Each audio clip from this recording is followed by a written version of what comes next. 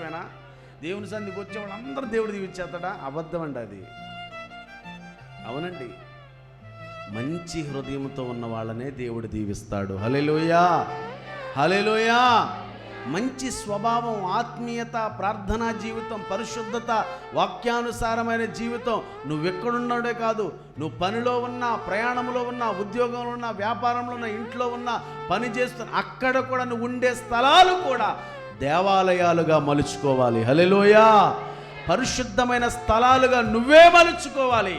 ఆ జ్ఞానాన్ని దేవుడు, మేధో శక్తిని దేవుడు నీకు ఇచ్చాడండి. ఎందుకంటే యోసేపు ఎక్కడ ఉన్నా పవిత్రతను పోగొట్టుకోలా, యోసేపు ఎక్కడ ఉన్నా తన నిక్కచ్చితనాన్ని పోగొట్టుకోలా. హల్లెలూయా. ఫుడ్ విషయంలో అవ్వచ్చు, శరీర విషయంలో అవ్వచ్చు, అన్ని విషయాల్లో పర్ఫెక్ట్గా జీవించాడు. అందుకే ఎన్నిక లేనివాడు ప్రధానమంత్రి అయ్యాడు. హల్లెలూయా.